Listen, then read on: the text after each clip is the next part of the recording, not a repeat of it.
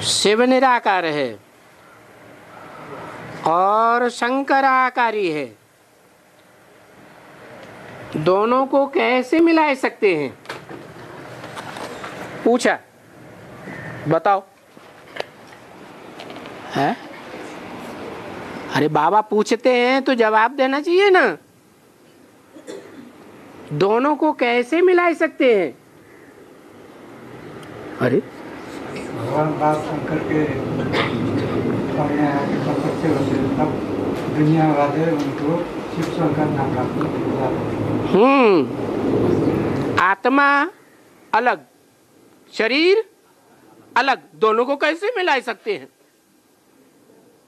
अरे मिलाते हैं कि नहीं? तो जीवात्मा नाम पड़ता है ना। ऐसे ही शिव बाबा मुरली में कहते हैं, मेरा एक ही नाम है, बिंदी का नाम है, वो बदल नहीं सकता।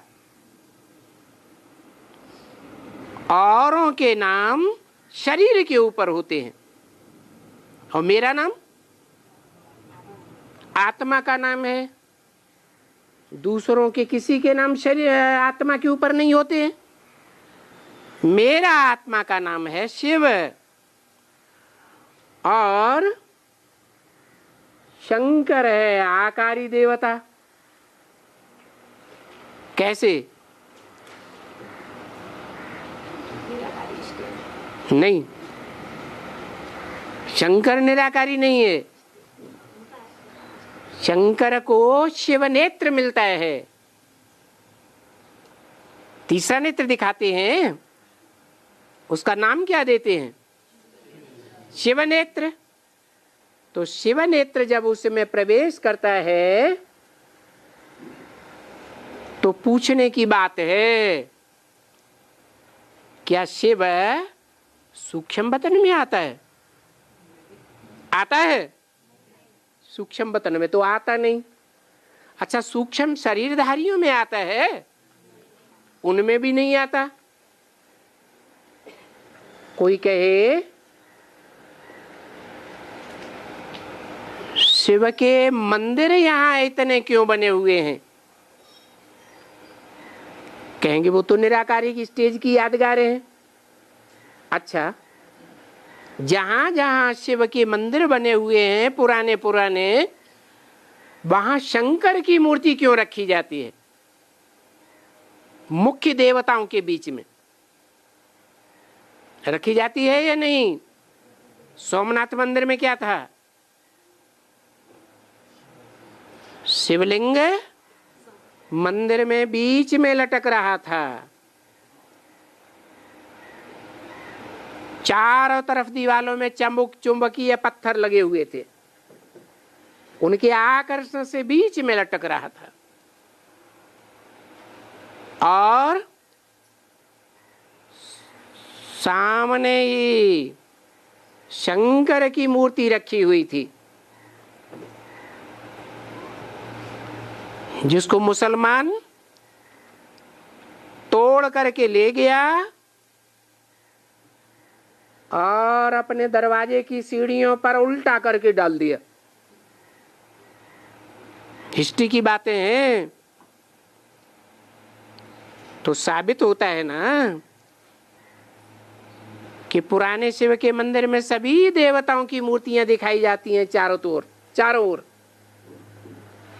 और बीच में शिवलिंग रखते हैं। शिव निराकार है, अमूर्त है या मूर्त है? अमूर्त है। और शंकर की मूर्ति मूर्त है, मूर्तिमान है या अमूर्त है? मूर्तिमान है।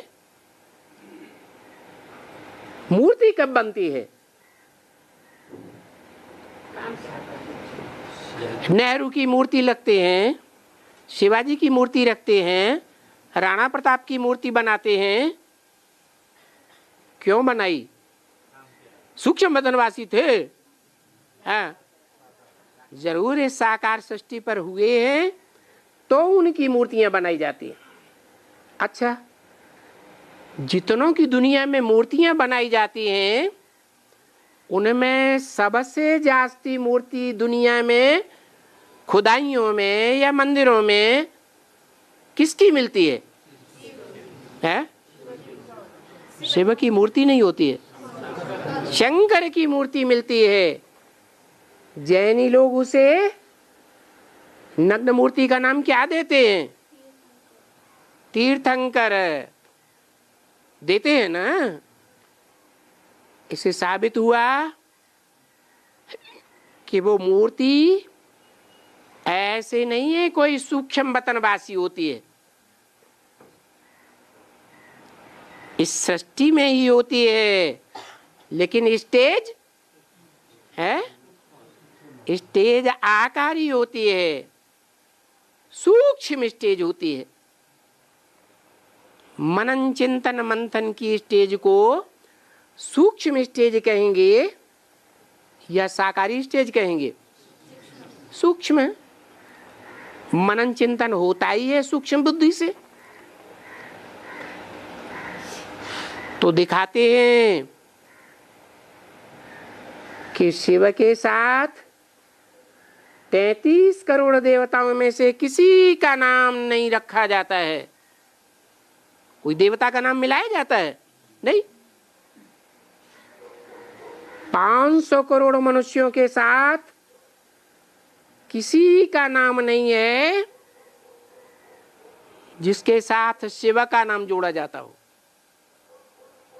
शिव का नाम किसके साथ जोड़ा जाता है? क्या कारण है? इसका कारण यही है कि शिव निराकार साकार में प्रवेश करता है, साकार ही पतित होता है। सूक्ष्म बतनवासी पतित होते हैं? पतित नहीं होते। बाबा तो कहते हैं जब शास्त्र तुम पढ़ते थे तो शास्त्र पढ़ने से भी उस समय तुम्हारे विकर्म नहीं बनते थे, और हम यहाँ मुरली का मनन चिंतन मंथन करें तो हमारा पाप कर्म बनेगा क्या? बन सकता है? नहीं बनेगा। तो मैं तो साकार रथ में प्रवेश करता हूं। निराकार आकर के ऐसे साकार रथ में प्रवेश करते हैं जो मनन चिंतन मंथन की स्टेज से होते हुए अव्वल नंबर में निराकारी स्टेज में पहुंच जाता है। इसलिए शिव के साथ शंकर का नाम जोड़ा जाता है। इसलिए बाबा ने पूछा, पूछने का लहजा देखो,